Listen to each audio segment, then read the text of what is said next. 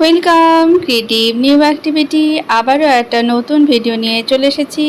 ছোট ছোট জিনিসগুলোকে ফেলে না দিয়ে একটু যদি কাজে লাগানো যায় সেই রকম আইডিয়া নিয়েই আজকের ভিডিও। দেখতে পাচ্ছ একটা ঘট আর একটা গ্লাস, এগুলো আসলে পুজোতে ব্যবহার হয়েছিল কি পুজোর জন্য কেনা হয়েছিল, তো এটা বাড়িতে পড়েই ছিল। আজকে এটাকেই ব্যবহার করছি। তো প্রথমেই দেখতে পাচ্ছ যে ফেব্রিক কালার নিয়ে নিয়েছি আর প্রথমেই সাদা রঙটা করে নিলাম।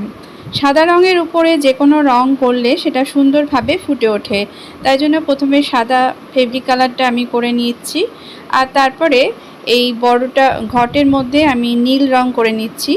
আগেই বললাম সাদা রঙ করার পরে যখন আমরা যেই রঙটা করতে চাই সেই রঙটা করলে কিন্তু সুন্দরভাবে ফুটে ওঠে। তো একটু শুকিয়ে নিয়ে রঙটা করতে হবে। আর এই গ্লাসটার মধ্যে আমি গোলাপি রঙ করে নিব।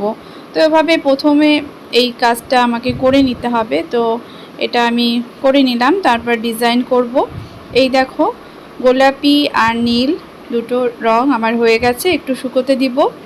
আর এটা শুকিয়ে গেছে, এরপর আমি একটু ডিজাইন করব। তো এই নীলের মধ্যে সাদা রঙটা খুব ভালো লাগে।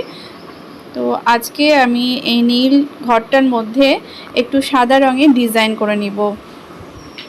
তো সাদা রং দিয়ে পুরো ডিজাইনটা করব।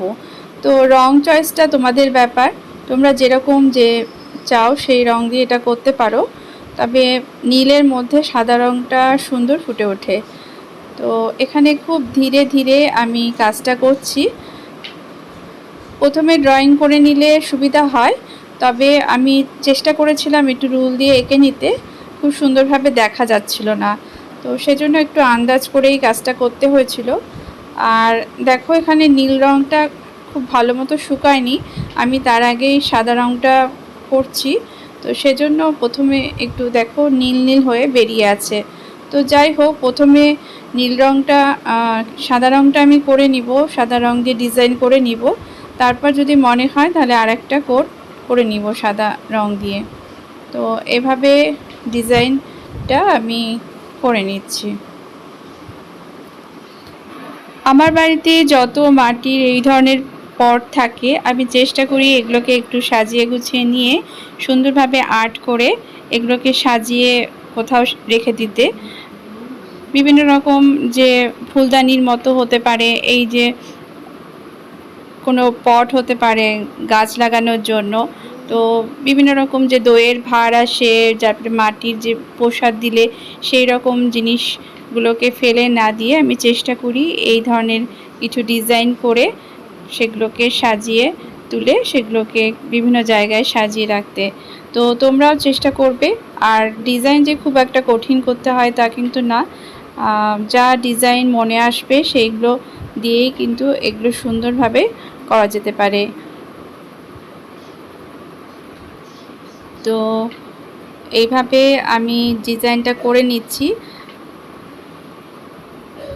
এখানে সাদা রঙটা দিয়েই আমি পুরোটা কালার করব, অন্য কোনো রং আমি এখানে ব্যবহার করব না ডিজাইন করার জন্য। অনেক দিনের ইচ্ছে ছিল যে এই রকম একটা জিনিস তৈরি করা, যদিও আমার হাতের কাজটা খুব একটা পারফেক্ট না, তবুও চেষ্টা করি জিনিসগুলোকে রেডি করার, এভাবে সাজিয়ে তোলার। নিজের কাজ করে নিজে তৈরি করে জিনিসটা যে কোনো একটা কোণায় যদি সাজিয়ে রাখি ভালো লাগে দেখতে। আর মাটির পাত্র হয়তো মনে হতে পারে যে এটা তো কিছুদিন পরে ভেঙে যেতে পারে, তবুও মনে হয় যে এগুলো যে কোনো জায়গায় যদি এই ধরনের কাজ করে ঘরের একটা কোণায় সাজিয়ে রাখি, সেটা ফুল দিয়ে হোক বা কোনো গাছ লাগিয়ে হোক, সেটা কিন্তু অনেক ভালো লাগবে। তো ছোট আইসক্রিমের যে আসে যে ভাঁড়গুলো, সেগুলোকেও আমি বিভিন্ন রকমভাবে রং করে সেগুলো রেডি করেছি, সেগুলো তোমাদের সঙ্গে শেয়ার করেছি। তো যখনই বাড়িতে এই ধরনের জিনিস আসে সেগুলোকে ফেলে দিই না, সেগুলোকে যতটা সম্ভব কাজে লাগানোর চেষ্টা করি। গাছ লাগানোর জন্য হতে পারে বা বিভিন্ন জিনিস রেডি করেও হতে পারে, তো এগুলোকে রেডি করার চেষ্টা করি। তো কথা বলতে বলতে আমার এই ডিজাইনটা রেডি হয়ে যাচ্ছে। তোমাদেরকে মোটামুটি দেখানোর চেষ্টা করছি যে কিভাবে আমি ডিজাইনটাকে কমপ্লিট করছি, কিভাবে ফুলগুলোর ডালগুলোকে বের করছি, তারপরে পাতা দিয়ে সেগুলোকে সাজিয়ে দিচ্ছি। তো এভাবে তোমরাও আগে থেকে না আঁকলে পরেও এইরকমভাবে রেডি করে নিতে পারো। আমি কিন্তু এখানে কোনো ড্রয়িং করিনি, নিজের মনেই প্রথমে এটা করে নিচ্ছি। প্রথমে ফুল এঁকেছি, তারপরে ডাল এঁকেছি, তারপরে পাতা এঁকেছি, তারপর সেখান থেকে একটা ডাল বের করে দিয়ে এখানে আবার ফুল এঁকেছি, আবার পাতা এঁকেছি, আবার ডালপালা দিয়ে এটাকে পুরো ভরিয়ে দিয়েছি। খুব বেশি ঘিচিবিচি না করে মোটামুটি হালকা রেখেছি। এইরকমভাবে অনেক জায়গায় এরকম ধরনের ডিজাইন দেখতে পাওয়া যায়, সেটাকেও কপি করে তোমরা এটা করতে পারো। আমার মনে যা আসছিলো আমি সেভাবে রেডি করছিলাম।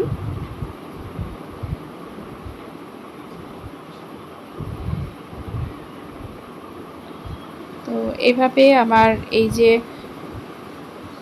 ঘরটা রেডি হয়ে যাচ্ছিল। অনেক দিন বাড়িতে পড়েছিল একটা কোণাতে, সেখান থেকে আমি এটাকে সুন্দরভাবে ধুয়ে এইবার এটাকে সুন্দর করে রং করে ডিজাইন করে নিচ্ছি। এরপরে যে কোনো কোণাতে যখন আমি এটা ফুল দিয়ে সাজিয়ে রাখবো তখন কিন্তু আর খারাপ লাগবে না। তো রেডি হয়ে গেল আমার এই যে পটটা, দেখতে পাচ্ছ কতটা সুন্দর লাগছে। আর রংটা যদি একটু ফেড লাগে সাদা রংটা, তাহলে তোমরা আর একবার ডবল কোট করে নিতে পারো। তো এখানে আমি একটু ডবল কোট করে নিচ্ছি, ফাঁকা ফাঁকা জায়গাগুলো ভরে নিচ্ছি। তারপরে আমি যে গ্লাসটা নিয়েছিলাম, যে রং করেছিলাম, গোলাপি রং করেছিলাম, সেটার মতো সাদা রং দিয়ে আমি ডিজাইন করে নিব। সাদা রঙের ডিজাইন মানে যে কোনো ডিপ কালারের মধ্যে সাদা রঙটা সুন্দরভাবে ফুটে ওঠে, তাই জন্য আমি এখানে সাদা রঙটা ব্যবহার করেছি। তো তোমরা এখানে অন্য রঙও ব্যবহার করতে পারো, যার যা পছন্দ, যেরকম ডিজাইন সেটা তো পছন্দ করতেই পারো। আজকে আমি যেভাবে করেছি সেটা তোমাদের সঙ্গে শেয়ার করছি। তো খুবই সাধারণ ডিজাইন রেখেছি গ্লাসটা ডিজাইন করার জন্য। মাথার মধ্যে যে ডিজাইনটা আসছিল প্রথমে সেটাই করার চেষ্টা করলাম। যেহেতু ছোট জিনিস তাই জন্য এরকম করে একটা ডিজাইন করে নিলাম।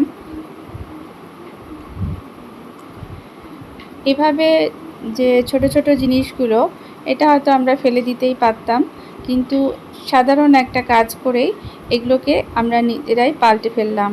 খুব বেশি কিছু করতে হলো না, একটু রং তুলি নিয়েই এটা মানে জিনিসটা পাল্টে ফেললাম। আর ডিজাইনগুলো করতেও কিন্তু তোমার বেশি কিছু খাটনি করতে হবে না, একটু রংটা ম্যাচিং থাকলেই মোটামুটি করে ফেলতে পারবে। তো রেডি হয়ে গেল আমার এই গ্লাসটা, ছোট্ট গ্লাস যেটাকে ফেলে রেখেছিলাম অনেক দিন বাড়ির একটা কোণায়। আজকে এটার মধ্যে সুন্দর করে গাছ লাগিয়ে নিব। এখানে জল নিয়ে নিয়েছি, জলের মধ্যে এই যে কয়েন প্ল্যান্টটা ছিল সেই কয়েন প্ল্যান্টটাই আবার রেখে দিলাম। আগে আমার এইরকম একটা কৌটোর মধ্যে ছিল, তো এখন এটার মধ্যে সুন্দর করে সাজিয়ে নিলাম। গাছ দেখতে তো ভালো লাগে, ঘরের যে কোনো কোণায় গাছ রাখলে সেই জায়গাটা সতেজ লাগে, আর এইরকম একটা জিনিসের মধ্যে রাখলে তো আরও ভালো লাগে। আর এই যে ঘরটা রেডি করেছি তার মধ্যে নয়নতারার কয়েকটা ডাল কেটে নিয়েছিলাম, আর যেগুলো খুব সুন্দর লাগছিল, বিভিন্ন কালারের ছিল, তো সেগুলোকে এর মধ্যে ঢুকিয়ে দিলাম।